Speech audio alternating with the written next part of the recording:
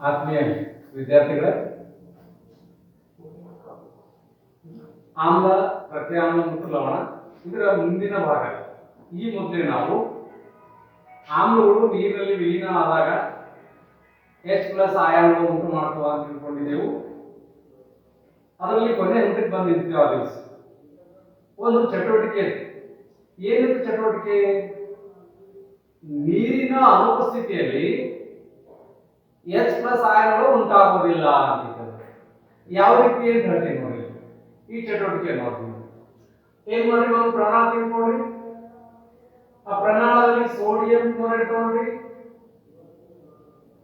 ಆ sodium chloride ಅದಕ್ಕೆ ನಾವೇನ್ ಮಾಡ್ತೀವಿ, ಹನಿ ಹನಿ ರೂಪದಲ್ಲಿ ಸಲ್ಫರಿಕ್ ಆಮ್ಲವನ್ನು ಸೇರಿಸ್ತಾ ಇದ್ದೇವೆ. ಏನ್ ಮಾಡಿ ನೋಡಿ ವಿದ್ಯಾರ್ಥಿಗಳೇ, ಒಂದು ಪ್ರಾಣ ತೆಗೆದುಕೊಳ್ಬೇಕು. ಪ್ರಾಣದಲ್ಲಿ ಸೋಡಿಯಂ ಕ್ಲೋರೈಡ್ ತೆಗೆದುಕೊಂಡಿದ್ದೇವೆ, ಲವಣ ತೆಗೆದು ಅದಕ್ಕೆ ಸಾರಿಕೃತ ಸಲ್ಫರಿಕ್ ಆಮ್ಲ ಹನಿ ಹನಿ ರೂಪದಲ್ಲಿ ಹಾಕ್ತಾ ಇದ್ದೇವೆ. ಹಾಕಿದಾಗ ಏನಾಗ್ತದ ಅಂತಂದ್ರ ಈ ರೀತಿ ಆಗ್ತದೆ ಸಮೀಕರಣ. ಇಲ್ಲಿ ಬರ್ತೀನಿ ನೋಡೋಣ. ಇಲ್ಲಿ ನೋಡೋಣ, ಸೋಡಿಯಂ ಕ್ಲೋರೈಡ್, ಸಾರಿಕೃತ ಸಲ್ಫರಿಕ್ ಆಮ್ಲ, ಸೋಡಿಯಂ ಸಲ್ಫೇಟ್, ಹೈಡ್ರೋಕ್ಲೋರಿಕ್ ಆಮ್ಲ ಅಂತ ಹೇಳ್ತೀವಿ. ಈ ಹೈಡ್ರೋಕ್ಲೋರಿಕ್ ಆಮ್ಲ ನಿಮ್ಗೊಂದು ಪ್ರಶ್ನೆ ಬಂದಿರ್ಬೋದು, ಸರ್ ಆಮ್ಲ ಸಿದ್ಧ ಆಗಿರ್ತಲ್ಲ ಅಂತ. ನಾವು ಆಮ್ಲವನ್ನು ಪರೀಕ್ಷೆ ಮಾಡಬೇಕಾದ್ರೆ ಏನ್ ಮಾಡ್ತೇವೆ, ಲಿಟ್ಮಸ್ ಕಾಗದವನ್ನು ಬಳಸ್ತೇವೆ. ನಿಮ್ಗೆ ಗೊತ್ತು, ಲಿಟ್ಮಸ್ ಕಾಗದಗಳ ಆಮ್ಲದಲ್ಲಿ ಅದ್ದಿದಾಗ ಅವು ಬಣ್ಣದಲ್ಲಿ ಬದಲಾವಣೆ ಮಾಡ್ತವೆ. ಹಾಗಾದ್ರೆ ಆಮ್ಲದಲ್ಲಿ ಅದ್ದಿದಾಗ ಯಾವ ಲಿಟ್ಮಸ್ ಕಾಗದ ಯಾವ ರೀತಿ ಬದಲಾವಣೆ ಆಗ್ತದೆ? ಯಾವಾಗ ನೀಲಿ ಲಿಟ್ಮಸ್ ಕಾಗದನ ಕೆಂಪಾಗಿ ಪರಿವರ್ತಿಸ್ತದೆ, ಹೌದಲ್ವಾ? ಹೌದು. ಹಂಗಾದ್ರೆ ನಾನಿಲ್ಲಿ ಈ ಪ್ರಯೋಗ ಮಾಡಿದಾಗ ಏನಾಗಿತ್ತು ಅಂತಂದ್ರ, ಇದೇ ನೋಡಿ, ಸೋಡಿಯಂ ಕ್ಲೋರೈಡ್ ಆಗ್ರಿ, ಹನಿ ಹನಿ ರೂಪದಲ್ಲಿ ಏನಾಗಿದೆ, ಈಗ ಏನಾಗಿದ್ದೀರಿ, ಸಾರಿಕೃತ ಸಲ್ಫರಿಕ್ ಆಮ್ಲ ಹಾಕಿದ್ದೇವೆ ನಾವು. ಹಾಕಿದಾಗ ಉಂಟಾದ ಉತ್ಪನ್ನಗಳು ನೀವು ಹೇಳಿದ್ರಲ್ಲ, ಏನಾಗುತ್ತೆ, ಸೋಡಿಯಂ ಸಲ್ಫೇಟ್ ಪ್ಲಸ್ ಹೈಡ್ರೋಕ್ಲೋರಿಕ್ ಆಮ್ಲ. Correct, sodium sulphate plus hydrochloric ಆಮ್ಲ. ಹಾಗಾದ್ರೆ ಈ ಹೈಡ್ರೋಕ್ಲೋರಿಕ್ ಆಮ್ಲ ಅಥವಾ HCl ಅಂತ ಏನು ತಯಾರಾಗಿರೋದು, HCl ಇದು ಈ ಲಿಟ್ಮಸ್ ಕಾಗದ ಎದುರಲ್ಲಿ ತಂದಿದ್ವಿ ನಾವು, ಡ್ರೈ ಅಂತ ಒಣ ಲಿಟ್ಮಸ್ ಕಾಗದ ತಂದು ಇದು ಮುಂದೆ ಹಿಡಿದಾಗ ಆ ಲಿಟ್ಮಸ್ ಕಾಗದ ಬಣ್ಣದಲ್ಲಿ ಬದಲಾವಣೆ ಉಂಟಾಗುವುದಿಲ್ಲ. ಹಂಗಂದ್ರೆ ನಿಮ್ಗೆ ಅನಿಸ್ತಿರ್ಬೇಕು, ಸರಗದಲ್ಲಿ ಆಮ್ಲ ಅಲ್ಲ ಏನಿದೆ, ಆಮ್ಲ ಹೌದು. ಹಾಗಾದ್ರೆ ಲಿಟ್ಮಸ್ ಕಾಗದಲ್ಲಿ ಬದಲಾಗಿಲ್ಲ ಸರ್ ಏಕೆ ಅಂತ ಪ್ರಶ್ನೆ ಮಾಡಿದಾಗ, ಯಾಕಾಗಲಿಲ್ಲ ಅಂದ್ರ ನಾವು ಈ ಮುಂಚೆ ಅಧ್ಯಯನ ಮಾಡಿದ್ವಿ, ಆಯಾನಗಳು ಯಾವಾಗ H+ ಆಯಾನಗಳು ಯಾವಾಗ ಉಂಟಾಗ್ತವೆ, ನೀರಿನಲ್ಲಿ ವಿಲೀನ ಆದಾಗ ಮಾತ್ರ ಉಂಟಾಗ್ತವೆ, ಹೌದಲ್ಲ? ಮತ್ತೆ ನೀರಿನಲ್ಲಿ ವಿಲೀನ ಆಗಲಿಲ್ಲ, ಆ ಸಂಬಂಧದಿಂದ HCl ಒಣ ಅನಿಲವು ಇದ್ರ ಜೊತೆ ವರ್ತಿಸಿದಾಗ ಲಿಟ್ಮಸ್ ಕಾಗದ ಬಣ್ಣದಲ್ಲಿ ಬದಲಾವಣೆ ಆಗೋದಿಲ್ಲ. ಏನ್ ಮಾಡ್ಬೇಕಂತ ಅವಾಗ ಏನ್ ಮಾಡ್ಬೇಕಂದ್ರೆ, ನೀವು ಆ ಲಿಟ್ಮಸ್ ಕಾಗದ ತೇವಯುಕ್ತ ಒದ್ದೆ ಆದ ಲಿಟ್ಮಸ್ ಕಾಗದ ತಂದು ಇದ್ರ ಮುಂದೆ ಹಿಡಿದಾಗ ಅವಾಗ ಬಣ್ಣದಲ್ಲಿ ಬದಲಾವಣೆ ಆಗ್ತದೆ. ಎರಡರಿಗೆ ವ್ಯತ್ಯಾಸ ಏನಿತ್ತಂದ್ರ, ಇಲ್ಲಿ ಒಣ ಲಿಟ್ಮಸ್ ಕಾಗದ ಇದು ತೇವಯುಕ್ತಗೊಳಿಸಿ, ತೇವಯುಕ್ತ ಅಂದ್ರೆ ನೀರನ್ನ ಸೇರಿಸಿದಾಗ ಅವಾಗ ಯಾವ ನೀರನ್ನ ಏನ್ ಮಾಡ್ತಾವ ಅಂದ್ರೆ ವಿಯೋಜನೆ ಯಾವ್ದು ಬಣ್ಣದಲ್ಲಿ ಬದಲಾವಣೆ ಆಗ್ತಾ ಇರ್ತದೆ. ಅರ್ಥ ಆಗ್ಯದ ತಿಳ್ಕೊಳ್ಳಿ. ಅಂದ್ರೆ H+ ಆಯಾನಗಳು ನೀರಿನ ಉಪಸ್ಥಿತಿಯಲ್ಲಿ ಮಾತ್ರ ಉಂಟಾಗುತ್ತವೆ. ಏನ್ ಹೇಳ್ರಿ, H+ ಆಯಾನಗಳು ಅಂತ ಹೇಳ್ತೀವಿ, ಆಯಾನಗಳು ನೀರಿನ ಉಪಸ್ಥಿತಿಯಲ್ಲಿ ಮಾತ್ರ ಉಂಟಾಗುತ್ತವೆ, ನೀರಿನ ಅನುಪಸ್ಥಿತಿಯಲ್ಲಿ H+ ಆಯಾನಗಳು ಉಂಟಾಗುವುದಿಲ್ಲ ಅಂತ ತಿಳ್ಕೊಂಡು ನಾನು ಇದು ಅರ್ಥ ಆಗ್ಯದ. ನೆಕ್ಸ್ಟ್ ಈಗ ಮುಂದೆ ಹೋಗೋಣ ಬಿಡ್ರಿ.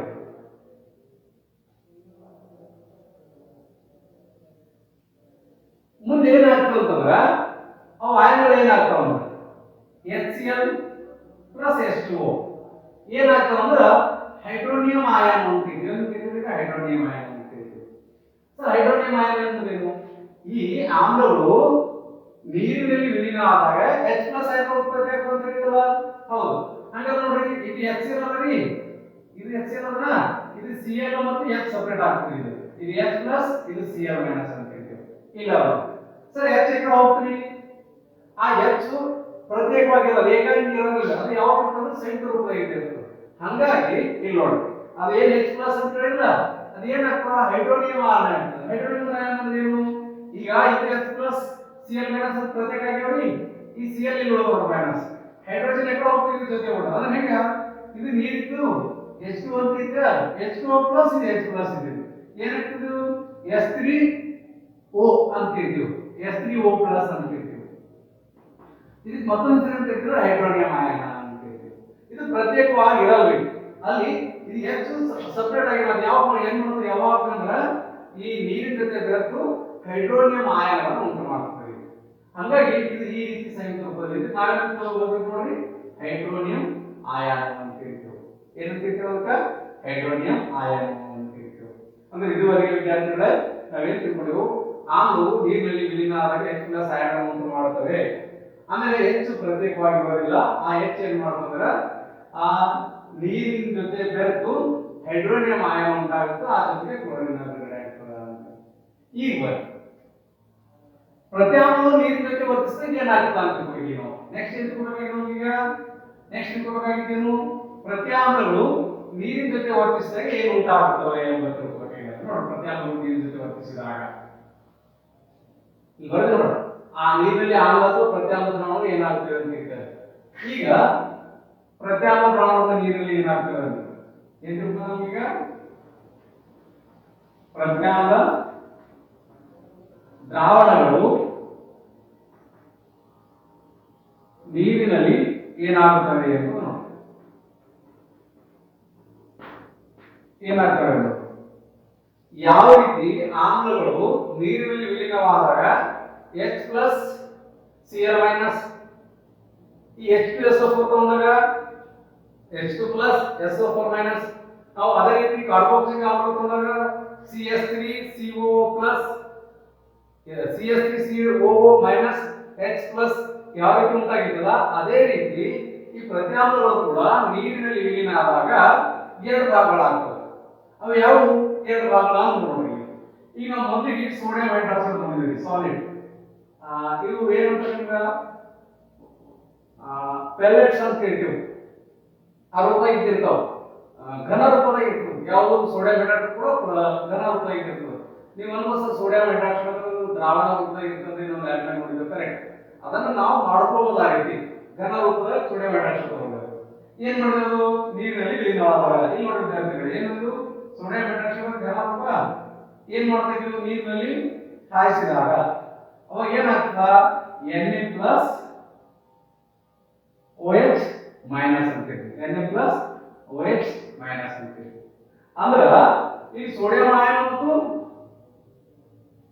ಆಕ್ಸೈಡ್ ಅಂತ ಹೇಳ್ತೀವಿ ಹೈಡ್ರೋಜನ್ ಆಕ್ಸೈಡ್ ಅಂತ ಹೇಳ್ತೀವಿ OH ಮೈನಸ್ ಅಂತ ಹೇಳ್ತೀವಿ OH ಮೈನಸ್ ಆಯನ ಅಂತ ಹೇಳ್ತೀವಿ ಅದೇ ರೀತಿ ಇಲ್ಲಿ ನೋಡ್ರಿ ಪೊಟ್ಯಾಸಿಯಂ ಹೈಡ್ರಾಕ್ಸೈಡ್ ಅದರಿ ಈ ಪೊಟ್ಯಾಸಿಯಂ ಹೈಡ್ರಾಕ್ಸೈಡ್ ನೀರಿನಲ್ಲಿ ವಿಲೀನ ಆದಾಗ K ಪ್ಲಸ್ OH ಮೈನಸ್ ಅಂತ ಹೇಳ್ತೀವಿ ಅದೇ ರೀತಿ ಮ್ಯಾಗ್ನೀಸಿಯಂ ಹೈಡ್ರಾಕ್ಸೈಡ್ ಅದ ನೋಡ್ರಿ ಈ ಮ್ಯಾಗ್ನೀಸಿಯಂ ಹೈಡ್ರಾಕ್ಸೈಡ್ ಕೂಡ ನೀರಿನಲ್ಲಿ ವಿಲೀನ ಆದಾಗ ಮ್ಯಾಗ್ನೀಸಿಯಂ ಪ್ಲಸ್ OH ಮೈನಸ್ ಅಂತ ಹೇಳ್ತೀವಿ ಅಂದ್ರೆ ಪ್ರತ್ಯಾಮ್ಲಗಳು ಕೂಡ ನೀರಿನಲ್ಲಿ ಕರಗಿದಾಗ ಏನಾಗ್ತವೆ H ಪ್ಲಸ್ OH ಮೈನಸ್ ಅಲ್ಲಿ H ಎಂಬುದು ಹೈಡ್ರೋಜನ್ ಬಂದಿತ್ತು ಇಲ್ಲಿ ಏನಾಗ್ತದ ಲೋಹ ಪ್ಲಸ್ OH ಅಂತ ಹೇಳ್ತೀವಿ ಸರ್ ಲೋಹದ ಯಾವುದು ಇದು ಯಾವುದು ಸೋಡಿಯಂ ಇದು ಸೋಡಿಯಂ ಇಲ್ಲಿ ಯಾವಾಗ ಪೊಟ್ಯಾಸಿಯಂ ಪ್ರತ್ಯೇಕವಾಗಿ ಇಲ್ಲಿ ಯಾವಾಗ ಮ್ಯಾಗ್ನೀಸಿಯಂ ಪ್ರತ್ಯೇಕ ಆಗ್ತದೆ ಮತ್ತು OH ಮೈನಸ್ ಉಂಟಾಗ್ತದೆ ಹೆಂಗ ಆಮ್ಲದಲ್ಲಿ H ಪ್ಲಸ್ ಆಗ್ತದಲ್ಲ ಇಲ್ಲಿ OH ಮೈನಸ್ ಅಂತ ಪ್ರತ್ಯೇಕವಾಗ್ತದೆ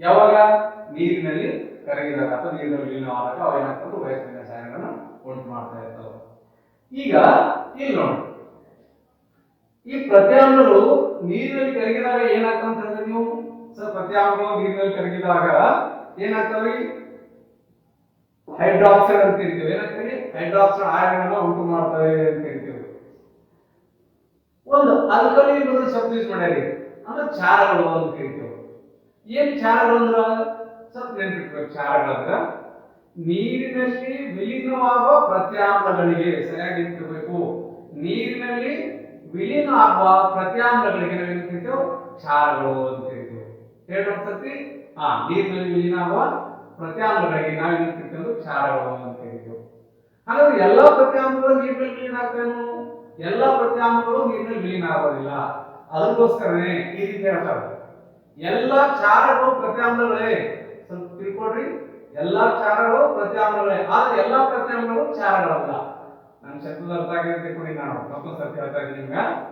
ಎಲ್ಲ ಕ್ಷಾರಗಳು ಪ್ರತ್ಯಾಮ್ಲಗಳೇ, ಆದ್ರೆ ಎಲ್ಲ ಪ್ರತ್ಯಾಮ್ಲಗಳು ಕ್ಷಾರಗಳಲ್ಲ. ಯಾಕಂದ್ರೆ ಎಲ್ಲ ಪ್ರತ್ಯಾಮ್ಲಗಳು ನೀರಿನಲ್ಲಿ ವಿಲೀನವಾಗುವುದಿಲ್ಲ. ಯಾವ ಪ್ರತ್ಯಾಮ್ಲಗಳು ನೀರಿನಲ್ಲಿ ವಿಲೀನ ಆಗ್ತಾವ ಅಂತವುಗಳಿಗೆ ಏನು ಕರಿತೇವೆ? ಕ್ಷಾರಗಳು ಅಂತ ಕರಿತೇವೆ. ಈಗ ಅರ್ಥ ಆಗಿದೆ ಅಂತ ತಿಳ್ಕೊಂಡು ವಿದ್ಯಾರ್ಥಿಗಳೇ, ನೀರಿನಲ್ಲಿ ವಿಲೀನವಾಗುವ ಪ್ರತ್ಯಾಮ್ಲಗಳನ್ನ ಏನು ಕರಿಬೇಕಂದ್ರೆ ಕ್ಷಾರಗಳು ಅಂತ ಕರಿತೇವೆ. ಈಗ ಇದುವರೆಗೆ ನಾವೇನ್ ಮಾಡಿದ್ರ ಆಮ್ಲಗಳಿರ್ಬೋದು ಅಥವಾ ಪ್ರತ್ಯಾಮ್ಲಗಳಿರ್ಬೋದು ನೀರಿನಲ್ಲಿ ವಿಲೀನವಾದಾಗ ಆಮ್ಲಗಳು H+ ಆಯನಗಳನ್ನು ಉಂಟು ಮಾಡ್ತವೆ, ಪ್ರತ್ಯಾಮ್ಲಗಳು OH- ಆಯನಗಳನ್ನು ಉಂಟು ಮಾಡ್ತವೆ ಅಂತ ತಿಳ್ಕೊಂಡಿದ್ದೇವೆ. ಈ ಪರಸ್ಪರ ವರ್ತಿಸಿ ಏನಾಗ್ತದೆ ತಟಸ್ಥೀಕರಣ ಅಂತ ಕರಿತೀವಿ. ಈಗ ತಟಸ್ಥೀಕರಣ ಪ್ರಕ್ರಿಯೆ ಅಂತ ಕರಿತೀವಿ. ಈ ತಟಸ್ಥೀಕರಣ ಪ್ರಕ್ರಿಯೆಯಲ್ಲಿ ಏನಾಗ್ತದೆ ಅಂತಂದ್ರೆ ಇಲ್ಲಿ ನೋಡಿ ವಿದ್ಯಾರ್ಥಿಗಳು ಸ್ವಲ್ಪ ಗಮನ ಕೊಟ್ಟು ನೋಡ್ರಿ. ನೀವು ಏನದು ಹೈಡ್ರೋಕ್ಲೋರಿಕ್ ಆಮ್ಲ ಆಮ್ಲ ಹೌದ್ರಿ?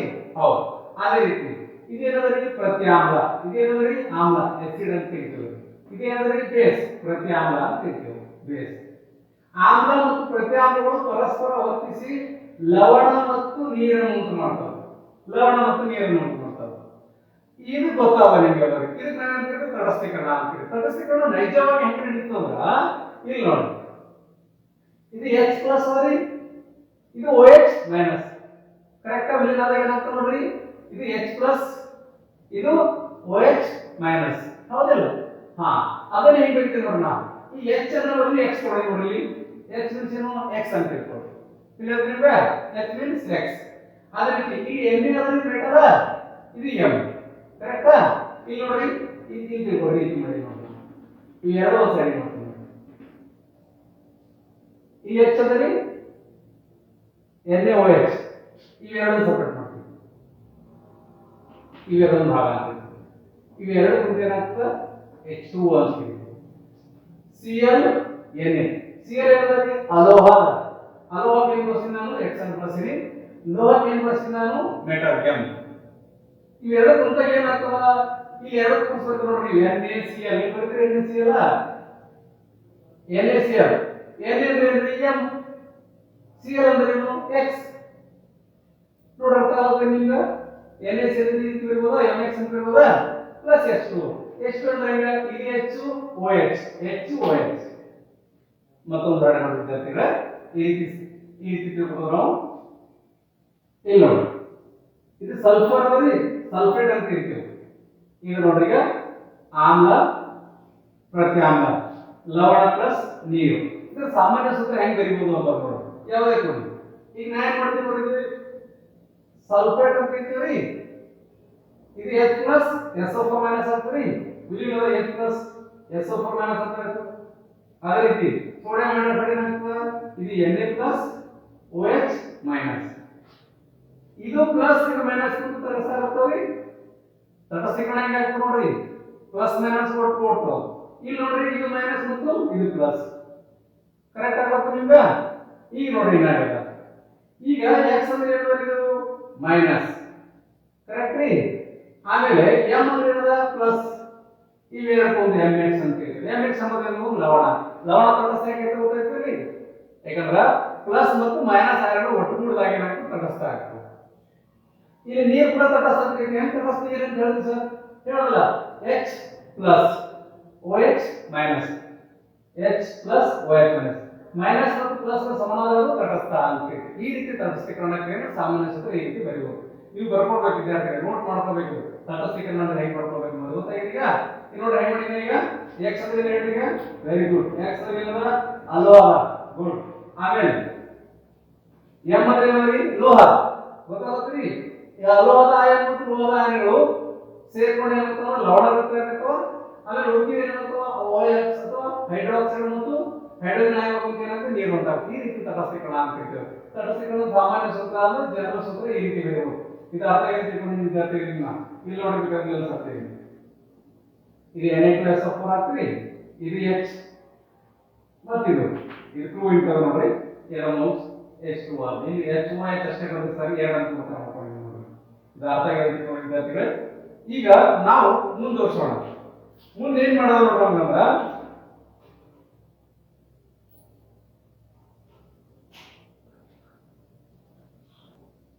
ಸಾರಯುಕ್ತ ಮತ್ತು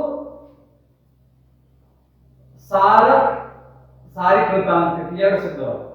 ಸಾರಿಕೃತ ಅಂದ್ರೆ ಏನಂತ ಕಾನ್ಸಂಟ್ರೇಟೆಡ್ ಅಂತ ಹೇಳ್ತೇವೆ. ಸಾರರಿಕ್ತ ಅಂದ್ರೆ ಏನಂತ ಡೈಲ್ಯೂಟ್ ಅಂತ ಹೇಳ್ತೇವೆ. ಹೆಂಗ್ ಮಾಡ್ಬೇಕು ಅಂತ ಹೇಳಿ ತಿಳ್ಕೊಬೇಕಾಗಿದೆ ನಮಗೆ. ಹೆಂಗ್ ಮಾಡ್ಬೇಕಪ್ಪ ಅಂತ ನೋಡ್ರಿ, ನಾ ಒಂದು ಉದಾಹರಣೆ ಕೊಡ್ತೀನಿ. ಒಂದು ಎಕ್ಸಾಂಪಲ್ ಈ ರೀತಿ ಪ್ರಶ್ನೆ ಕೇಳಿದ್ವಿ ಒಂದ್ಸರ್ತಿ. ಆ ಪ್ರಶ್ನೆ ಕೇಳಿದಾಗ ನಾ ಅಲ್ಲಿ ಕಳೀತೀನಿ ಹೇಳ್ತೀನಿ ನೋಡ್ರಿ. ಅಂತಂದ್ರ ಇದು ಬಹಿರುಷ್ಣ ಕ್ರಿಯೆ ಅಂತ ಐತಿ. ತೀವ್ರವಾದ ಉಷ್ಣ ಬಿಡುಗಡೆ ಮಾಡ್ತದೆ. ಈ ಉಷ್ಣದಿಂದ ಒಳಗೆ ಮುಖದಲ್ಲಿ ಗಾಯ ಉಂಟಾಗೋದ್ರಿ. ಆ ಸಂಬಂಧ ನಾವೇನ್ ಮಾಡ್ಬೇಕಂದ್ರ ಯಾವಾಗಲೂ ಸಾರಯುಕ್ತಗೊಳಿಸ್ಬೇಕಾದ್ರೆ ಆಮ್ಲವನ್ನ ಹನಿ ಹನಿ ರೂಪದಲ್ಲಿ ನೀರಿಗೆ ಕರ್ತಾ ಹೋಗ್ಬೇಕು, ಹೊರತಾಗಿ ಆಮ್ಲಕ್ಕೆ ನೀರನ್ನ ಸೇರಿಸಬಾರದು. ಈ ರೀತಿ ಇದಕ್ಕೆ ನಾವೇನಂತ ಹೇಳ್ತೀವಿ ಅಂದ್ರ ಏನಂತ ಹೇಳ್ತೀವಿ ನಾವು? ಸಾರಯುಕ್ತಗೊಳಿಸುವಿಕೆ ಅಂತ ಹೇಳ್ತಾರೆ. ಸಾರಯುಕ್ತಗೊಳಿಸುವಿಕೆ ಅಂದ್ರೆ ಏನು ಗೊತ್ತಾಗಿದೆ ತಿಳ್ಕೊಂಡಿದ್ದೇವೆ ನಾವು.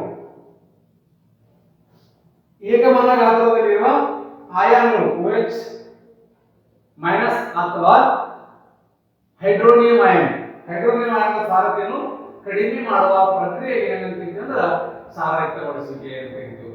ಸಾರಯುಕ್ತಗೊಳಿಸುವಿಕೆ ಅರ್ಥ ಆಗಿರ್ತಿಲ್ಲ ಅಂದ್ರೆ ಏನ್ ಮಾಡ್ತಾರೆ, ಏಕಮಾನ ಗಾತ್ರದಲ್ಲಿರುವ ಹೈಡ್ರೋನಿಯಂ ಆಯನ್ ಅಥವಾ ಹೈಡ್ರೋಕ್ಸೈಡ್ ಆಯನ್ಗಳ ಸಂಖ್ಯೆಯನ್ನ ಕಡಿಮೆ ಮಾಡುವ ಪ್ರಕ್ರಿಯೆಗೆ ಏನಂತಿದ್ದೀವಿ ಸಾರಯುಕ್ತಗೊಳಿಸುವಿಕೆ. ಸಾರಯುಕ್ತ ಹೆಂಗ್ ಗೊಳಿಸಬೇಕು ಅಂತ ತಿಳ್ಕೊಂಡಿರಿ ನೀವು.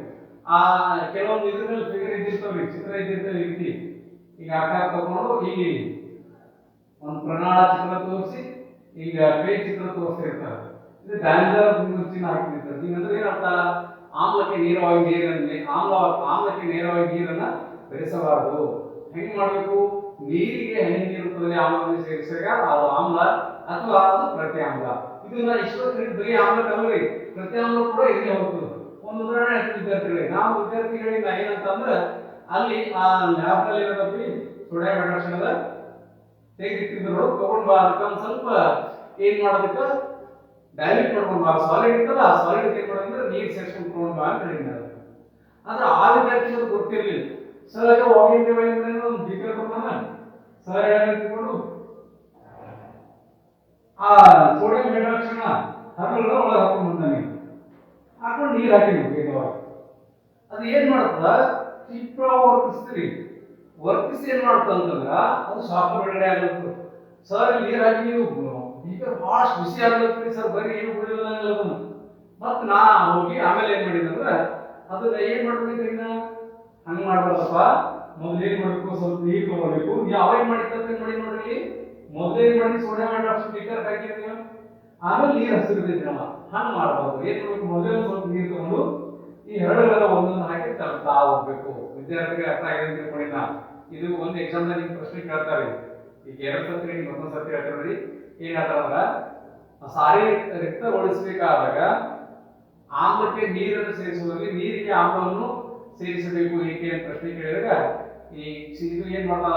ಬಹಿರುಷ್ಣ ಕ್ರಿಯೆ ಆಗಿದ್ದು ಕ್ಷಿಪ್ರವಾಗಿ ವರ್ತಿಸಿ ಶಾಖ ಉಷ್ಣ ಬಿಡುಗಡೆ ಮಾಡೋದ್ರ ಜೊತೆಗೆ ಕೆಲವೊಂದ್ಸತಿ ಏನಾಗ್ತದೆ, ಆ ದ್ರಾವಣವು ಮುಖದ ಮೇಲೆ ಸಿಡಿಯುವುದು ಮತ್ತ ಆ ಬೀಕರ್ ಇರ್ಬೋದು ಅಥವಾ ಟೆಸ್ಟ್ ಏನಾಗ್ತದೆ ಹೊಡೆದುವ ಸಂಭಾವನೆ ಇರ್ತಾವ ಮತ್ತು ಸುಖ ಗಾಯಗಳು ಉಂಟಾಗ್ತಾವ. ಆಗೋಸ್ಕರ ನಾವೇನ್ ಮಾಡ್ಬೇಕು, ಯಾವಾಗಲೂ ನೀರಿಗೆ ಹನಿ ನೀರು ರೂಪದಲ್ಲಿ ಆಮ್ಲವನ್ನ ಸೇರಿಸಬೇಕು.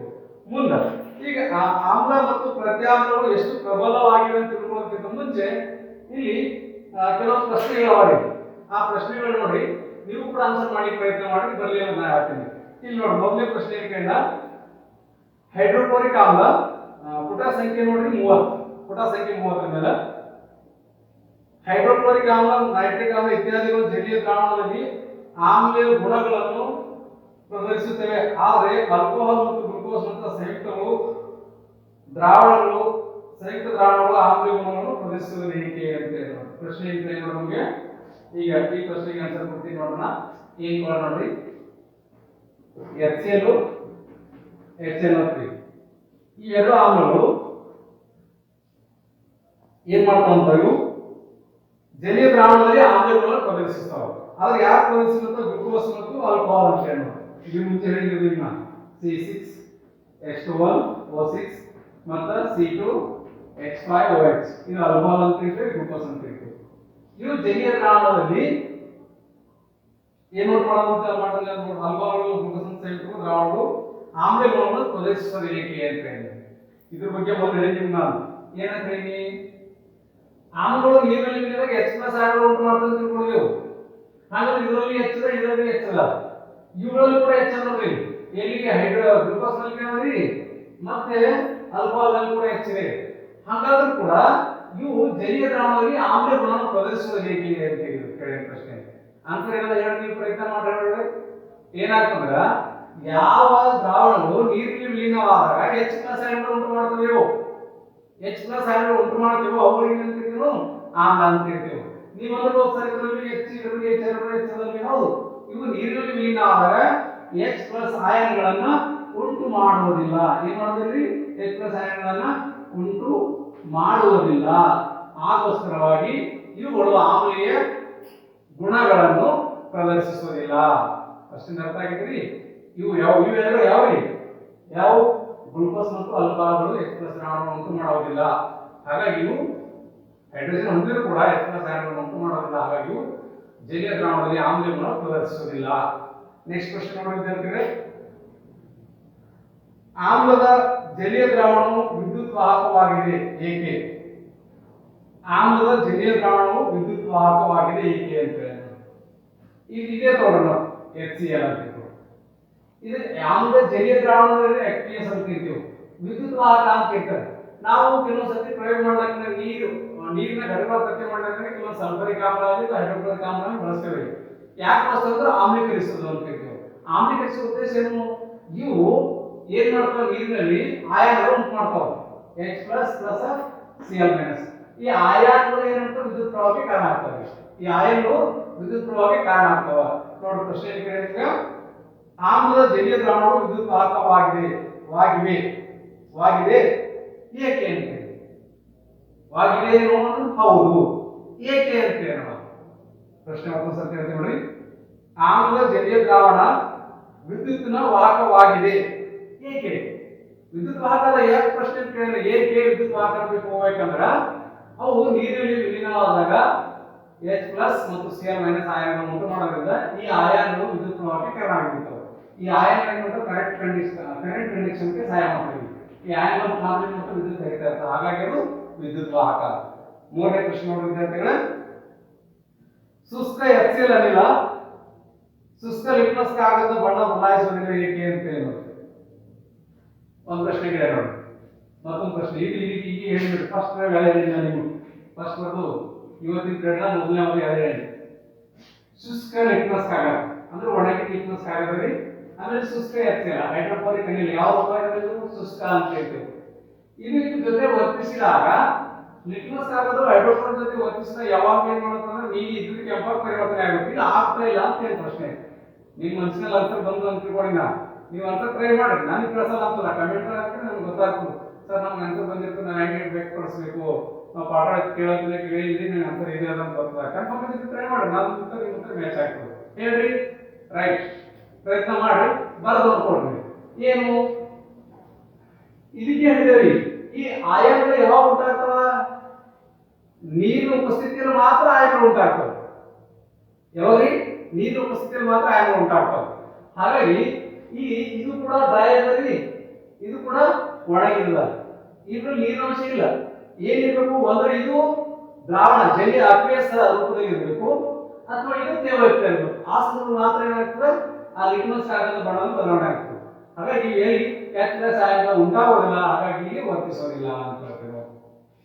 ಬಣ್ಣದಲ್ಲಿ ಬದಲಾಯಿಸೋದಿಲ್ಲ ಹೇಗೆ ಗೊತ್ತಾಗಿದೆ H+ ಅಯಾನುಗಳು ಉಂಟಾಗೋದಿಲ್ಲ ಒಣೆ ಇದ್ದಾಗ H+ ಅಯಾನುಗಳು ಉಂಟಾಗೋದಿಲ್ಲ ನೀರಿನ ಉಪಸ್ಥಿತಿಯಲ್ಲಿ ಮಾತ್ರ H+ ಅಯಾನುಗಳು ಉಂಟಾಗ್ತಾವು ವರ್ತಿಸ್ತವೆ ಅಂತ ಹೇಳ್ಕೊಂಡಿದ್ದೀವಿ ಅದೇ ರೀತಿ ನಾಲ್ಕನೇ ಪ್ರಶ್ನೆ ನೋಡಿ ವಿದ್ಯಾರ್ಥಿಗಳೇ ಆಮ್ಲವನ್ನು ಸಾರಯುಕ್ತಗೊಳಿಸುವಾಗ ಆಮ್ಲವನ್ನೇ ನೀರಿಗೆ ಸೇರಿಸಬೇಕೆಂದು ಮತ್ತು ಆಮ್ಲಕ್ಕೆ ನೀರು ಸೇರಿಸಬಾರದೆಂದು ಶಿಫಾರಸು ಮಾಡುವುದೇಕೆ ಅರ್ಥ ಆಗಿದೆ ತಿಳ್ಕೊಳ್ಳಿ ಆಮ್ಲವನ್ನು ಸಾರಯುಕ್ತಗೊಳಿಸುವಾಗ ಆಮ್ಲವನ್ನೇ ನೀರಿಗೆ ಸೇರಿಸಬೇಕು ಎಂದು ಮತ್ತು ಆಮ್ಲಕ್ಕೆ ನೀರು ಸೇರಿಸಬಾರದು ಶಿಫಾರಸು ಮಾಡಲಾಗಿದೆ ಹೇಳೋದು ಇದೇ ಫಸ್ಟ್ ಈ ಸತಿ ಹೇಳಿ ಇದು ಆನ್ಸರ್ ಗೊತ್ತಾಗಿದೆ ತಿಳ್ಕೊಳ್ಳಿ ಜಾತಿಗಳು ಏನಾಗ್ತದ ಒಂದ್ ವೇಳೆ ಆಮ್ಲಕ್ಕೆ ನಾವು ನೀರನ್ನು ಸೇರಿಸಲಾಗಿದೆ ಒಂದು ವೈರೋಷ್ಣ ಕ್ರಿಯೆಯಾಗಿದ್ದು ಅತಿ ವೈರೋಷ್ಣ ತೀವ್ರ ಅಂತ ಅತಿ ವೈರೋಷ್ಣ ಕ್ರಿಯೆ ಆಗಿದ್ದು ಒಂದ್ರೆ ನೀರಿಗೆ ಸೇರಿಸಿದ್ರೆ ಏನಾಗ್ತದ ಉತ್ಪತ್ತಿಯಾಗ ಸಾರಯುಕ್ತ ಆಮ್ಲಕ್ಕೆ ಸೇರಿಸಿದಾಗ ಉತ್ಪತ್ತಿಯಾದ ಉಷ್ಣವು ಮಿಶ್ರಣ ಹೊರಡಿಸುವಂತೆ ಮಾಡುತ್ತದೆ ಆ ಮಿಶ್ರಣ ಹೊರಗೆ ಸಿಡಿಸುವಂತೆ ಮಾಡಿ ಹೆಚ್ಚಿನ ಪ್ರಮಾಣದ ಶಾಖ ಬಿಡುಗಡೆ ಕೆಲವೊಂದು ಸರ್ತಿ ಬೀಕರು ಅಥವಾ ಪ್ರಣಾಳ ಏನು ಬಳಸ್ತದೆ ಅದು ಕೂಡ ಹೊಡೆದು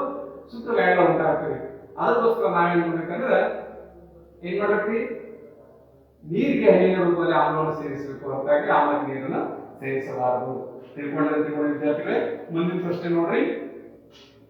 ಆಮ್ಲ ದ್ರಾವಣವನ್ನು ಸಾರಕ್ತಗೊಳಿಸಿದಾಗ ಹೈಡ್ರೋಜನ್ ಅಯಾನ್ಗಳ ಸಾರತೆ ಮೇಲೆ ಉಂಟಾಗುವ ಪರಿಣಾಮ ಏನು ಅಂತ ಹೇಳಿ ಈಗ ಏನಾಗ್ತದ ಅಂತ ಹೇಳಿ ನೋಡಿ. ಇದು ಸರಿ ನೋಡಿ. ಆಮ್ಲ ಪ್ರತ್ಯಾಮ್ಲ ದ್ರಾವಣ ಎಷ್ಟು ಪ್ರಬಲವಾಗಿದೆ ಅಂತ ಹೇಳಿ ನೋಡಿ ಏನಾಗ್ತದೆ ಈ ಪ್ರಶ್ನೆ ನೋಡಿ. ನಾನು ಸರಿ ಕೂಡ ಆಮ್ಲ ದ್ರಾವಣ ಸಾರಕ್ತಗೊಳಿಸಿದಾಗ ಹೈಡ್ರೋಜನ್ ಅಯಾನ್ ಏನಾಗ್ತದ ಅಂತ ಹೇಳಿ ಸಾರಯುಕ್ತಗೊಳಿಸುವುದು ಈಗ ತಿಳ್ಕೊಂಡಿದ್ದೀವಿ ನೋಡಿ. ಏನ್ ಸಾರಯುಕ್ತಗೊಳಿಸುವುದನ್ನ ಏಕಮಾನ ಗಾತ್ರದಲ್ಲಿರುವ ಅಯಾನ್ಗಳ ಸಂಖ್ಯೆ ಏನಾಗ್ತದೆ ಕಡಿಮೆ ಅನ್ನೋದು ಅಂದ್ರೆ ಏನು ಇಲ್ಲಿ ನೋಡಿ. ಈ ಹೈಡ್ರೋನಿಯಂ ಅಯಾನ್ ಇದು H3O+ R OH- ಇವುಗಳ ಸಂಖ್ಯೆ ಅಥವಾ ಪರಿಮಾಣವು ಕಡಿಮೆ ಆಗ್ತದೆ. ಸಾರಯುಕ್ತಗೊಳಿಸಬೇಕಂದ್ರೆ ಏನು ಏಕಮಾನ ಗಾತ್ರ. ಸರಿ, ಏಕಮಾನ ಗಾತ್ರ ಅಂದ್ರೆ ಇನ್ನೊಂದು ಸ್ವಲ್ಪ ಇದೆಲ್ಲ ಹೇಳ್ರಿ. ಇಲ್ಲಿ ನೋಡಿ ವಿದ್ಯಾರ್ಥಿಗಳೇ, ಇಲ್ಲಿ ನೋಡಿ ಒಂದು ಪ್ರಣಾಳ ಅಥವಾ ಒಂದು ಬೀಕರ್ ಅಂತ ತಿಳ್ಕೊಡ್ರಿ. ಈ ಬೀಕರ್ ನಲ್ಲಿ ಎಷ್ಟು ಇಲ್ಲಿ 200 ml ನೀರು ಅಂತ ತಿಳ್ಕೊಡ್ರಿ.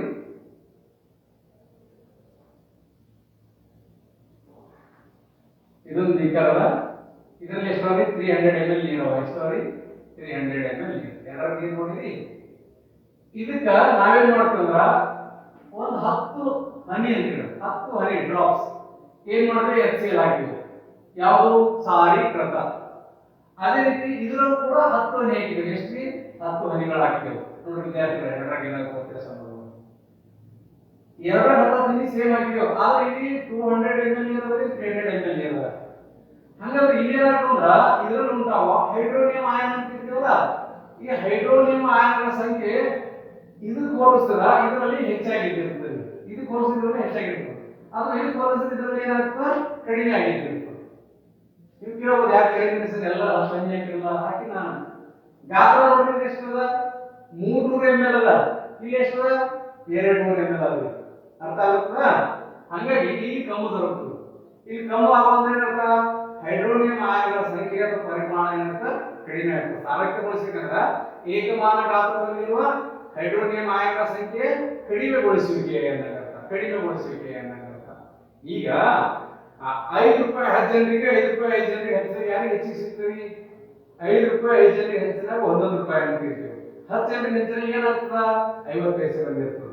ದುಡ್ಡು ಸೇಮ್ ಇರ್ಬೋದಾ, ಸಂಖ್ಯೆ ಹೆಚ್ಚಿಗೆ ಆಗಲ್ಲ. ಅದೇ ರೀತಿ ಹೈಡ್ರೋನಿಯಂ ಅಯಾನ್ಗಳ ಸಂಖ್ಯೆ ಏನಾಗ್ತದ ಕಡಿಮೆ ಆಗ್ತದೆ ಅಷ್ಟೇ. ಪರಿಣಾಮ ಏನು ಕಡಿಮೆ ಆಗ ಅದಕ್ಕೆ ನಾವು ಎಂತ ಸಾರಕ್ತಗೊಳಿಸ್ತೀವಿ. ಇಲ್ಲಿ ನೋಡಿ ಅದೇ ಮುಂದಿನ ಪ್ರಶ್ನೆ ಆಮೇಲೆ ನೋಡೋಣ. ಲಾಸ್ಟ್ ನೋಡ್ತೀನಿ ಆಮೇಲೆ ನಮ್ಮದು ಆಮ್ಲ ಅಥವಾ ಪ್ರತ್ಯಾಮ್ಲಗಳು ದ್ರಾವಣ ಎಷ್ಟು ಪ್ರಬಲವಾಗಿವೆ ಇದು ತಿಳ್ಕೋಬೇಕಾಗಿದೆ. ಸ್ವಲ್ಪ ನೋಡಿ ಏನ್ ಮಾಡ್ಬೇಕು ಅಂಬುದು. ಈಗ ಆಮ್ಲ ಮತ್ತು ಪ್ರತ್ಯಾಮ್ಲ ದ್ರಾವಣಗಳು ಎಷ್ಟು ಪ್ರಬಲವಾಗಿವೆ ಹೆಂಗ್ ಗೊತ್ತಾಗಬೇಕು ಅನ್ನೋದು ಇದೊಂದು ಚಿತ್ರ ಸರಿಯಾಗವ್ರ ನಿಮ್ಗೆ ಅನಿಸ್ತು ಏನ್ ಮಾಡ್ಯಾರ ಸರ್, ಒಂದು ಆಯತಾಕಾರ ಮಾಡ್ಯಾರ. ಅದ್ರ ನಮ್ಮಲ್ಲಿ ಬಂದಿರ್ತಾವ ಸರ್ ಡಯಾಗ್ರಾಮ್ ಅಂತೀವಿ. ಹಂಗೊಂದು ಗೆರೆ ಹೊಡಿ ಸರ್, ಇದ್ರಲ್ಲಿ ಬೆಳಿಗ್ಗೆ ಬಂದ ನಾಲ ಇದೇನು ಅರ್ಥ ಆಗ್ಬೋದು.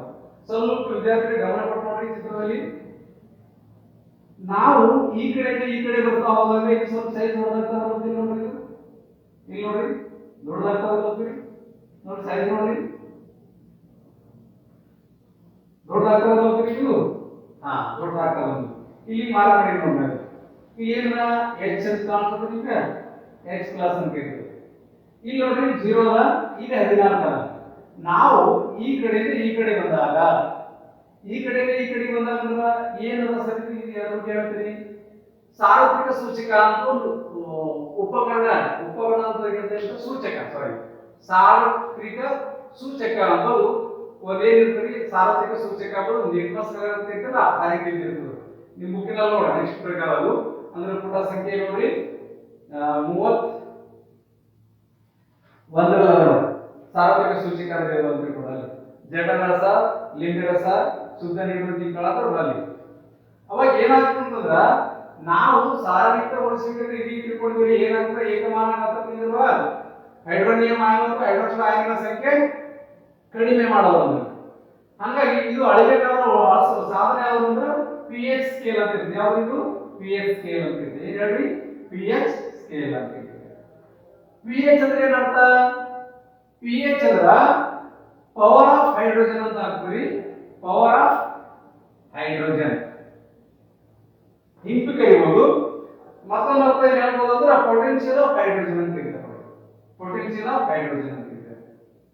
ಪೊಟೆನ್ಶಿಯಲ್ ಆಫ್ ಹೈಡ್ರೋಜನ್ ಅಂದ್ರೆ ಹೈಡ್ರೋಜನ್ ಸಾಮರ್ಥ್ಯ. ಪೊಟೆನ್ಶಿಯಲ್ ಆಫ್ ಹೈಡ್ರೋಜನ್ ಸಾಮರ್ಥ್ಯ H ಅಂತ ಕರೀತಾರೆ. pH ಅಂತ ಕರೀತಾರೆ. ಹಂಗಂದ್ರೆ ಇಲ್ಲಿ ಅದೊಂದು ಮಾನದ ಅಳತೆ ಮಾಡ್ಬೇಕಾದ್ರೆ pH ಅನ್ನು ಅಳತೆ ಮಾನ ಏನ್ ಸೂಚಿಸ್ತದು? ಈ ಹೈಡ್ರೋನಿಯಂ ಆಯನ್ ಅಥವಾ ಹೈಡ್ರಾಕ್ಸೈಡ್ ಆಯನ್ಗಳ ಸಾರತೆಯನ್ನು ಸೂಚಿಸ್ತೀವಿ. ಅದು ಸಾರೀಕೃತ ಅಥವಾ ಸಾರಯುಕ್ತ ಹೆಂಗ್ ತಿಳಿಸ್ತೇವೆ? ಈಗ ನಾವು ದೂರ ಅಂದ್ರೆ ಕರೀತೀವಿ, ಮೀಟರ್ ಅಂತ ಕರಿತೀವಿ. ಅದೇ ರೀತಿ ಇವುಗಳನ್ನ ಸಾರಯುಕ್ತ ಅಥವಾ ಸಾರೀಕೃತ ಅಂತ ಅಳಿಬೇಕಾದ್ರೆ ನಿರ್ದಿಷ್ಟ ಅಳತೆ ಮಾಡ್ಬೇಕಾದ್ರೆ ಏನ್ ಮಾಡ್ತೀವಿ? pH ಸ್ಕೇಲ್ ಅಂತ ಕರಿತೀವಿ. ಆ pH ಸ್ಕೇಲ್ ಅಲ್ಲಿ ಇದು ನೋಡಿ ರೀತಿ ಇರ್ತದೆ. ಇಲ್ಲಿ ತಟಸ್ಥ ಅಂದ್ರೆ 7, ತಟಸ್ಥ ಅಂದ್ರೆ ಎಷ್ಟು? 7. ಈ ಕಡೆ ಸಾರೀಕೃತ ಅಂದಾಗ ಏನಾಗ್ತದ? ಇವುಗಳಲ್ಲಿ H ಪ್ಲಸ್ ಆಯನಗಳ ಸಂಖ್ಯೆ ಹೆಚ್ಚಾಗ್ತಾ ಬರ್ತವೆ. H ಪ್ಲಸ್ ಆಯನಗಳ ಸಂಖ್ಯೆ ಏನಾಗ್ತದ? ಹೆಚ್ಚಾಗ್ತಾ ಬಂದಿರ್ತದೆ. ಅದೇ ರೀತಿ ಮತ್ತ ಸರ್ ಹಾಗಾದ್ರೆ ಪ್ರತ್ಯಾಮ್ಲ ಏನಾಗ್ತದೆ? ಪ್ರತ್ಯಾಮ್ಲ ಏನಿರ್ತದ? ಹೈಡ್ರಾಕ್ಸೈಡ್ ಆಯನಗಳು ಅಂತ ಅಥವಾ OH ಮೈನಸ್ ಆಯನಗಳು ಅಂತ ಕರೀತೀವಿ. OH ಮೈನಸ್ ಆಯನಗಳು ಈ ಕಡೆ ಬಂದಾಗ ಕಡಿಮೆ ಆಗ್ತವೆ, ಈ ಕಡೆ ಬಂದಾಗ ಏನಾಗ್ತವ? ಕಡಿಮೆ ಆಗ್ತವ, ಈ ಕಡೆ ಹೋದಾಗ ಹೆಚ್ಚಾಗ್ತದೆ. ಇಲ್ಲಿ ನೋಡಿ ಚಿತ್ರ ನೋಡಿ, ಇಲ್ಲಿ ನಾನು ಪಾಯಿಂಟ್ ತೋರಿಸ್ತೀನಿ. ಇಲ್ಲಿ ಏನಾಗ್ತದ? OH ಮೈನಸ್ ಗಳ ಸಂಖ್ಯೆ ಹೆಚ್ಚಾಗ್ತದೆ. OH ಮೈನಸ್ ಗಳ ಸಂಖ್ಯೆ ಹೆಚ್ಚಾಗ್ತದೆ. ಹಾಗಾದ್ರೆ pH ಸ್ಕೇಲ್ ಹೆಂಗ್ ಓದಬೇಕು ಅನ್ನೋದು ಹೇಳ್ತೀನಿ ವಿದ್ಯಾರ್ಥಿಗಳೇ. ಸಹಜವಾಗಿ ಬೆಲೆ ಹೆಚ್ಚಾದಾಗ ನಾವು ಏನ್ ತಿಳ್ಕೊತೀವಿ? ಯಾವಾಗಲೂ ಹೆಚ್ಚು ಅಂತ ತಿಳ್ಕೊತೀವಿ. ಇಲ್ಲಿ ಸ್ವಲ್ಪ ಸ್ಕೇಲ್ ಬಗ್ಗೆ ಸ್ವಲ್ಪ ಅರ್ಥ ಮಾಡ್ತೇವೆ. ಹೆಂಗ್ ತಿಳ್ಕೊಬೇಕಂದ್ರೆ ನೀವು ಈ ಸ್ಕೇಲ್ ನಲ್ಲಿ ಸ್ವಲ್ಪ ಈ ಕಡೆ ನೋಡ್ರಿ, ಇದೊಂದು ರೀತಿ ತಿಳಿಸ್ತೀವಿ ನೋಡಿ ಸ್ಕೇಲ್. ಇಲ್ಲಿ ನೋಡಿ ಒಂದ್ ಸ್ವಲ್ಪ ನೋಡಕ್ಕೆ ಸತ್ಯ ಈ ಸ್ಕೇಲ್ ಅನ್ನ ತಿಳ್ಕೊಡ್ರಿ. ಇದು 7 ತಟಸ್ಥ, ಇಲ್ಲಿ 0 1 2 3 4 5 6 7. ಅದೇ ರೀತಿ ಈ ಕೊನೆಗೆ ಎಷ್ಟು? 14 ಅಂದ್ರೆ ಎಷ್ಟು? ಈ ಕಡೆ ಒಂದು 8 9 10 ಡ್ಯಾಶ್ 14 ಅಂತ ಸಿಗ್ತದೆ. ಅರ್ಥ ಆಗುತ್ರಿ? ಇಲ್ಲಿಂದು ಈ ಕಡೆ ಹೋದಾಗ OH ಮೈನಸ್ ಸಂಖ್ಯೆ ಹೆಚ್ಚಾಗ್ತದೆ, ಅಂದ್ರೆ ಈ ಕಡೆ ಹೋದಾಗ ಪ್ರತ್ಯಾಮ್ಲ ಹೆಚ್ಚಾಗ್ತದ. ಆಮೇಲೆ ಇಲ್ಲಿಂದ ಈ ಕಡೆ ಬಂದಾಗ ಏನಾಗ್ತದೆ? S ಪ್ಲಸ್ ಆಯನಗಳ ಸಂಖ್ಯೆ ಹೆಚ್ಚಾಗ್ತದೆ, ಅಂದ್ರೆ ಆಮ್ಲದಲ್ಲಿ ಇದು ಸಾರೀಕೃತ ಅಂತ ಹೇಳ್ತೀವಿ. ಅರ್ಥ ಆಗುತ್ತಾ? H ಪ್ಲಸ್ ಸಂಖ್ಯೆಗಳ ಹೆಚ್ಚಾಗಿರ್ತಾವ, ಆ ಕಡೆ ಕಡಿಮೆ ಆಗ್ತಿರ್ತಾವ. ನಿಮ್ಮೊಂದು ಪ್ರಶ್ನೆ ಕೇಳ್ತಾರ ಏನಂತ? ಈಗ 1 pH ಮತ್ತು 5 pH ಇವೆರಡರಲ್ಲಿ ಯಾವುದು ಹೆಚ್ಚಿನ ಸಾರೀಕೃತ ಅಂತ ಏನ್ ಆನ್ಸರ್ ಮಾಡ್ತೀವಿ? ಸಹಜವಾಗಿ ಏನ್ ಆನ್ಸರ್ ಮಾಡ್ತೀರಿ ಸರ್? 5. ತಪ್ಪು. pH ಬೆಲೆ ಕಡಿಮೆ ಆಗ್ತಾ ಹೋದಂಗ S ಪ್ಲಸ್ ಆಯನಗಳ ಸಂಖ್ಯೆ ಅಥವಾ ಹೈಡ್ರೋನಿಯಂ ಆಯನ್ ಅಂತ ಕರಿತೀವಿ, H3O ಹೈಡ್ರೋನಿಯಂ ಆಯನಗಳ ಸಂಖ್ಯೆ ಏನಾಗ್ತಾವ? ಹೆಚ್ಚಾಗ್ತಾ ಹೋಗ್ತಾವ. ಮತ್ತೊಂದು ಸಂಖ್ಯೆ ನೋಡಿ ವಿದ್ಯಾರ್ಥಿಗಳೇ, ಈ ಕಡೆ H ಪ್ಲಸ್ ಅಂತ ಕರಿತೀವಿ ನೋಡಿ. H ಪ್ಲಸ್ ಸಂಖ್ಯೆ ಹೆಂಗ್ ಬೆಲೆ ಕಡಿಮೆ ಆಗ್ತಾ ಹೋಗ್ತಾ ಈ ಇದಕ್ಕಿಂತ ಇದು ಏನಿರ್ತಾವ? ಹೈಡ್ರೋಜನ್ ಸಂಖ್ಯೆ ಹೆಚ್ಚಿಗೆ ಇರ್ತದೆ, ಇದಕ್ಕಿಂತ ಈ ಕಡೆ ಇಲ್ಲಿ ಹೆಚ್ಚಿಗೆ ಇರ್ತದೆ, ಇದು ಹೋದ್ರೆ ಇಲ್ಲಿ ಹೆಚ್ಚಿಗೆ ಇರ್ತದೆ. 0 ಅಂದ್ರೆ ಎಲ್ಲಕ್ಕಿಂತ ಹೆಚ್ಚು ಗರಿಷ್ಠ ಆಗುತ್ತೆ. ಈಗ ಅರ್ಥ ಆಗಿರ್ಬೇಕು. ಸಹಜವಾಗಿ ಏನಾಗ್ತದೆ? pH ಸ್ಕೇಲ್ ಅಲ್ಲಿ pH ಈಗ ಅಸಿಡಿಟಿ ಎಂಬ ಶಬ್ದ ಕೇಳ್ರಿ, pH ಹೆಚ್ಚು ಅನ್ನಂಗ ಅರ್ಥ. pH ಹೆಚ್ಚಂದ್ರೆ ಏನರ್ಥ? ಈಗ ಸಪೋಸ್ ನಮ್ಮ ದೇಹದಾಗ ಎಷ್ಟು ಇರಬೇಕು? ನಮ್ಮ ದೇಹದಲ್ಲಿ pH ಎಷ್ಟು ಇರಬೇಕಪ್ಪ? 5.6 ಚಿಲ್ಲರೆ ಅಂತ ಇರ್ಬೋದು, 7 ಪಾಯಿಂಟ್ ಅದ ಅಂತ ಇರ್ಬೋದು, ತಟಸ್ಥ ಇರ್ಬೇಕಂತ ಇರ್ಬೋದು. 7 ಬದಲಿ 6 ಅಂದ್ರೆ ಏನು? ಆಮ್ಲ. 6 ಬದಲಿ 5 ಅಂದ್ರೆ ಮತ್ತೆ ಹೆಚ್ಚಿನ ಆಮ್ಲ ಅನ್ನಂಗ. 5 ಬದಲಿ 4 ಅಂತ ತೋರಿಸಿದ್ರೆ ಮತ್ತೆ ಹೆಚ್ಚಿಗೆ ಅನ್ನಂಗ ಅರ್ಥ. ಅರ್ಥ ಆಗುತ್ತೆ ನಿಮ್ಗೆ?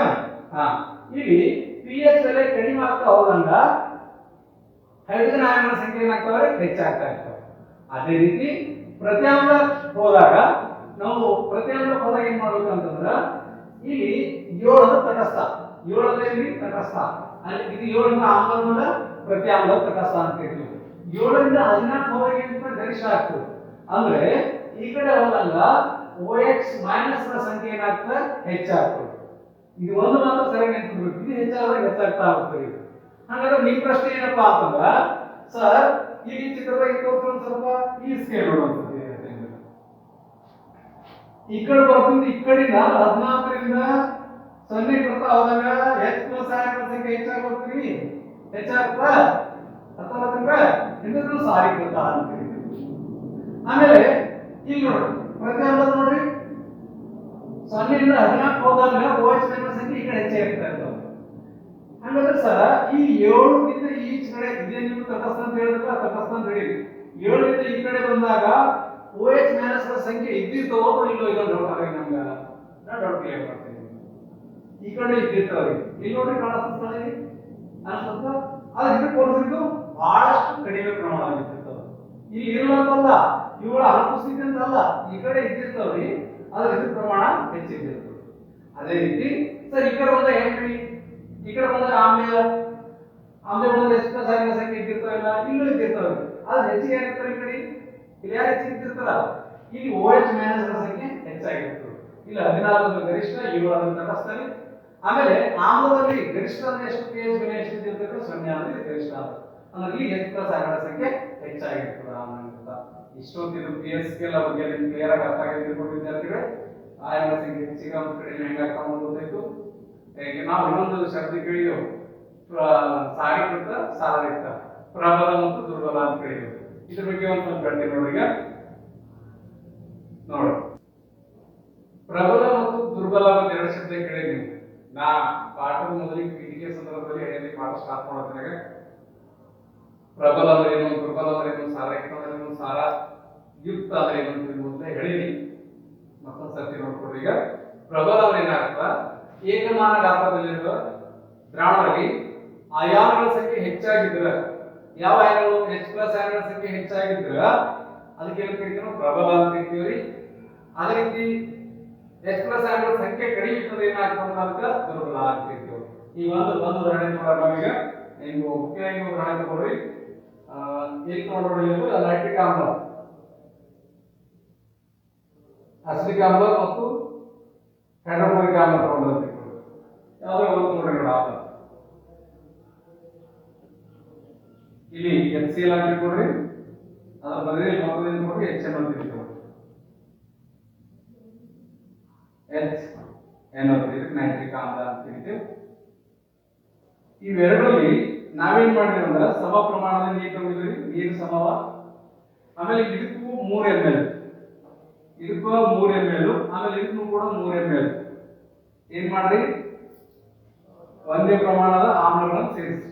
ಇದಕ್ಕೆ ಎಷ್ಟು 3 ml ಸೇರಿಸಿ, ಇದಕ್ಕೂ ಕೂಡ 3 ml. ನೀರು ಎರಡರಲ್ಲಿ ಸೇಮ್. ಇವೆರಡು ನೋಡಿದ್ರೆ ಯಾವ ಪ್ರಬಲ ಅಂತ ಗೊತ್ತಾಗಬೇಕಂದ್ರೆ ಯಾವ ದ್ರಾವಣದಲ್ಲಿ H ಪ್ಲಸ್ ಆಯನಗಳ ಸಂಖ್ಯೆ ಹೆಚ್ಚಿಗೆ ಇದರಲ್ಲೂ ಇದರಲ್ಲಿ H ಪ್ಲಸ್ ಆಯನಗಳ ಸಂಖ್ಯೆ ಎದ್ರಾಗ ಹೆಚ್ಚಿದ್ದಿರ್ತದ ಅದಕ್ಕೆ ನಾವೇನು ಕರಿತೀವಿ ಅಂದ್ರೆ ಪ್ರಬಲ ಅಂತ ಕರಿತೀವಿ. ಎರಡರಲ್ಲಿ ಕಡಿಮೆ ಇದ್ದಿರೋದಕ್ಕೆ ದುರ್ಬಲ ಅಂತ ಕರಿತೀವಿ. ಇದೇ ರೀತಿ ಆಮ್ಲ ಹೆಂಗೆ ಹೋಗಿ ಆ ರೀತಿ ಪ್ರತ್ಯಾಮ್ಲ ಕೂಡ ಇದೇ ರೀತಿ ಅನ್ವಯ ಆಗ್ತದೆ ಸರ್. ಮತ್ತೆ ನಾವು ಅದು ಹೆಂಗೆ ಗೊತ್ತಿಡಬೇಕ್ರಿ H ಪ್ಲಸ್ ಅಯಾನುಗಳು ಎಷ್ಟು ಅಂತ ಹೆಂಗೆ ಗೊತ್ತಿಡಬೇಕು?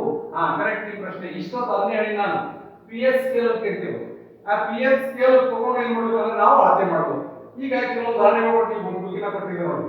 ಜಠರಸ ಸುಮಾರು 1.2 ಅಂತ ಕರಿತೀವಿ. ಜಠರದಲ್ಲಿ ಏನ್ ತಯಾರಾಗುತ್ತೆ ಹೈಡ್ರೋಕ್ಲೋರಿಕ್ ಆಮ್ಲ ತಯಾರಾಗ್ತೀವಿ ನಾವು. ಆ ಜಠರದಲ್ಲಿರುವ ಆಮ್ಲದ pH ಎಷ್ಟಿರುತ್ತೆ 1.2. 1.2 ಅಂದ್ರೆ ನೋಡಿ ಹೇಳಿ ಇಲ್ಲ 1.2 ಅಂದ್ರೆ ಇದಕ್ಕಿಂತ ಮಧ್ಯಮ ಮತ್ತು ಲೀಟರ್ ಮಧ್ಯೆ ಅನ್ನಂಗಿರ್ತಾರೆ. ಅವಾಗ ಅದ್ರ ಬಣ್ಣ ಯಾವಾಗಿರ್ತದೆ ಕೆಂಪಾಗಿರ್ತದೆ. ಡೆಫಿನೆಟ್ಲಿ ಬುಕ್ಕಿನಾಗ pH ಸ್ಕೇಲ್ ಕೊಟ್ಟಿದ್ದ ನೋಡೋದಕ್ಕೆ ಗೊತ್ತಾಗ್ತದೆ. ಅದೇ ರೀತಿ ನಿಂಬೆ ರಸ ನೋಡ್ರಿ 2.2 ಅನ್ನೋದು. ನಿಂಬೆ ರಸ 2.2 ಅಂದ್ರೆ ಲೀಟರ್ ಮಧ್ಯೆ ಇದೆ. ಅದ್ರ ಕಲರ್ ಸ್ವಲ್ಪ ಚೇಂಜ್ ನೋಡಿ. ನಿಂಬೆ ರಸ ಸ್ವಲ್ಪ ಕೆಂಪು ಕಲರ್ ಸ್ವಲ್ಪ ಆರೆಂಜ್ ಆಗ್ತಾ ಬಂದದ್ದು. ಅದಾದ ನಂತರ ಶುದ್ಧ ನೀರು ನೋಡಿ. ಶುದ್ಧ ನೀರು ಅಂದ್ರೆ ಅದನ್ನು 7 ಅಂತ ಬಿಡ್ತಾರೆ ತಟಸ್ಥ ಆಮ್ಲ. ಈಗ ಈ ಕಡೆ ಬಂದಿದ್ದೇನಂತ ಪ್ರತ್ಯಾಮ್ಲ. ಪ್ರತ್ಯಾಮ್ಲದ ಶುದ್ಧ ನೀರಲ್ಲಿ milk of magnesium. Milk of magnesium magnesium hydroxide ಅಂತ ಕರೀತೀವಿ. ಹೇಳಿದ್ರು magnesium hydroxide milk of magnesium. ಅದರ pH ಬೆಲೆ ಎಷ್ಟು ಅದ ನೋಡ್ರಿ. ಅದು pH 10 ಕೊಟ್ಟಾರಿ. ಅದು ಪೂರ್ಣ ನೀಲಿ ಆಗಿರೋದ್ರಿ. ಅದು ಸ್ವಲ್ಪ ತಿಳಿ ನೀಲಿ ಅಂತ ಬಂದಿರ್ತದೆ. ಅದು ಸೋಡಿಯಂ ಹೈಡ್ರಾಕ್ಸೈಡ್ ದ್ರಾವಣ ತಗೊಂಡಿದ್ದ ನೋಡಿ. ಸೋಡಿಯಂ ಹೈಡ್ರಾಕ್ಸೈಡ್ ಪೂರ್ಣ ನೀಲಿ एकदम ಗಾಢ ನೀಲಿ ಆಗಿರ್ತದೆ. ಹಂಗೆ ಇವುಗಳ ಬಣ್ಣಗಳ ಆಧಾರದ ಮೇಲೆ ಅವುಗಳ pH ಅನ್ನು ಅಳೆಯಬಹುದು. ಇದಕ್ಕೆ ನಾವೇನು ಕರಿತೀವಿ ಸಾರ್ವತ್ರಿಕ ಸೂಚಕ ಅಂತ ಕರಿತೀವಿ. ಸಾರ್ವತ್ರಿಕ ಸೂಚಕ. ಸಾರ್ವತ್ರಿಕ ಅಂದ್ರೆ ಏನಂತ ಅದು ನಿಮ್ಗೆ ಗರಿಷ್ಠ 14ರಿಂದ 0 ವರೆಗೆ ನಿಮ್ಗೆಲ್ಲದ pH ಅನ್ನು ಗುರುತು ಮಾಡಿಸ್ತದೆ. ಆಮ್ಲ ಇರ್ಬೋದು ಅಥವಾ ಪ್ರತ್ಯಾಮ್ಲ ಇರ್ಬೋದು. ಈಗ ಅರ್ಥ ಆಗಿರುತ್ತೆ ವಿದ್ಯಾರ್ಥಿಗಳಿಗೆ. ಸಾರ್ವತ್ರಿಕ ಸೂಚಕವನ್ನು ಬಳಸಿಕೊಂಡು ಈ ದ್ರಾವಣ ನೀವು ಯಾವುದೇ ಕೊಟ್ಟಿದ್ದ ಆಮ್ಲ ಎಷ್ಟು ಪ್ರಬಲ ಎಷ್ಟು ದುರ್ಬಲ ಅದು ಪಿ ಎಚ್ ಎಷ್ಟು ಅಂತ ಪತ್ತೆ ಮಾಡಬೇಕಾದ್ರೆ ಏನ್ ಬೇಕು ಅಂದ್ರೆ ನಿಮ್ಮ ಲ್ಯಾಬ್ನಾಗ ಸಿಗ್ತಿರ್ತವೆ ಸಾರ್ವತ್ರಿಕ ಸೂಚಕಾಂಕಗಳು. ನಮ್ಮಲ್ಲಿ ನಾವು ಎರಡು ಸಹಜವಾಗಿ ತೋರಿಸಿದ್ವಿ, ಕೆಂಪು ಲಿಟ್ಮಸ್ ಮತ್ತು ನೀಲಿ ಲಿಟ್ಮಸ್ ಅಂತೇಳಿ. ಅದರ PU ಲ್ಯಾಬ್ ಅಂದ್ರೆ ಕಾಲೇಜ್ನಲ್ಲಿ ಪ್ರಯೋಗಸ್ಕರ ಅವನ್ನೇ ಬಳಸ್ತಾರೆ ಸಾರ್ವತ್ರಿಕ ಸೂಚಕಾಂಕ ಇರ್ತಾರೆ. ನೀವು ಯಾವ ಬಣ್ಣದಲ್ಲಿ ಅದ್ದುತ್ತೀರಿ ಆ ಬಣ್ಣದ ಚೇಂಜ್ ಆಗ್ತದೆ. ಆ ಬಣ್ಣ ಚೇಂಜ್ ಆದಾಗ ಬಣ್ಣ ಹೋಲಿಕೆ ಮಾಡೋದು ಇದು ಪಿ ಎಚ್ ಇಷ್ಟು ಅಂತೇಳಿ ಬಣ್ಣ ನೋಡಿ ಗುರುತಿಸುವುದು. ಎಷ್ಟಿತ್ತು ಬಣ್ಣ ಅಂದ್ರೆ 0 ಅಂತ 14 ಇರ್ತದೆ. ಇದು ಪಿ ಎಚ್ ಸ್ಕೇಲ್ ಬಗ್ಗೆ ನಿಮಗೆಲ್ಲ ಡೀಟೇಲ್ ಅರ್ಥ ಆಗಿದೆ ಅಂತ ತಿಳ್ಕೊಳ್ತೀನಿ ನಾನು. ಇನ್ನು ಮುಂದೆ ಇನ್ನೊಂದು ಪ್ರಶ್ನೆ ಉಳ್ಕೊಂಡಿದ್ವಿ, ಅದು ಕೊನೆ ಪ್ರಶ್ನೆ ಉಳಿದಿತ್ತು, ಅದೊಂದು ಪ್ರಶ್ನೆ ಹೇಳ್ತೀನಿ ನೋಡ್ರಿ ನಿಮ್ಗೆ. ಈ ಪೇಜ್ ನಂಬರ್ 30 ಕೊನೆ ಪ್ರಶ್ನೆ ಉಳಿದಿತ್ತು. ಏನಂದ್ರೆ ಸೋಡಿಯಂ ಹೈಡ್ರಾಕ್ಸೈಡ್ ದ್ರಾವಣದಲ್ಲಿ ಹೆಚ್ಚು ಪ್ರಮಾಣದ ಪ್ರತ್ಯಾಮ್ಲವನ್ನು ವಿಲೀನಗೊಳಿಸಿದಾಗ ಹೈಡ್ರಾಕ್ಸೈಡ್ ಆಯನಗಳ ಸಾರತೆ ಮೇಲೆ ಉಂಟಾಗುವ ಪರಿಣಾಮವೇನು ಅಂತ ಹೇಳುತ್ತೆ. ಈ ರೀತಿ ಪ್ರಶ್ನೆ ಕೇಳಿದ್ರೆ ಕೆಲವೊಂದ್ಸತಿ ನಿಮ್ಗೆ ಆನ್ಸರ್ ಬಂದಿದ್ರು ಕೂಡ ಕ್ವಶನ್ ಗೊತ್ತಾಗಲಿಲ್ಲ ಎಲ್ಲ ತಪ್ಪಾಗ್ಬಿಡ್ತಾರೆ. ಹಂಗಾಗಿ ಇಲ್ಲಿ ನೋಡಿ, ಇದೊಂದು ಪ್ರಣಾಳ ತಗೊಳ್ರಿ ಅಥವಾ ಬೀಕರ್. ಈ ಬೀಕರ್ ನಲ್ಲಿ ಏನ್ ಮಾಡಿದ್ರು, ಮೊದಲು ಆಲ್ರೆಡಿ ನಾವು ಸೋಡಿಯಂ ಹೈಡ್ರಾಕ್ಸೈಡ್ ಬಳಸಿದ್ದೇವೆ, NaOH ಕಲಕಿರಿ ಅಂತ ಕಲಕಿರಿ. ಏನ್ ಮಾಡೋದು ಅಂತ ನಾವು ವಿಲೀನಗೊಳಿಸಿದಾಗ ಸೋಡಿಯಂ ಹೈಡ್ರಾಕ್ಸೈಡ್ ದ್ರಾವಣದಲ್ಲಿ ಹೆಚ್ಚಿನ ಪ್ರಮಾಣದ ಪ್ರತ್ಯಾಮ್ಲವನ್ನು ವಿಲೀನಗೊಳಿಸಿದಾಗ ಈಗ ನೀರಿನಾಗ ಇಂತಿಷ್ಟು ಕಲಕಿ ಬೇಕಾಗಿದೆ. ಆಮೇಲೆ ಮತ್ತೊಂದು ಸ್ವಲ್ಪ ಮೇಲಿಂದ ನಾವು ಹಾಕ್ಬೇಕಂದ್ರೆ ಇದನ್ನೇ ಹಾಕ್ತೀನಿ, ಏನ್ ಹಾಕ್ತೀನಿ, ಸೋಡಿಯಂ ಹೈಡ್ರಾಕ್ಸೈಡ್ ಹಾಕ್ತೀನಿ, NaOH. ಇದು ಪ್ರತ್ಯಾಮ್ಲ ಈಗ ನೀರಿನ ವಿಲೀನಾಗಿತ್ತ, ಮತ್ತೇನ್ ಮಾಡುತ್ತೆ, ಹೆಚ್ಚಿನ ಪ್ರಮಾಣದ NaOH ಹಾಕ್ಲಿರ್ತೇವೆ.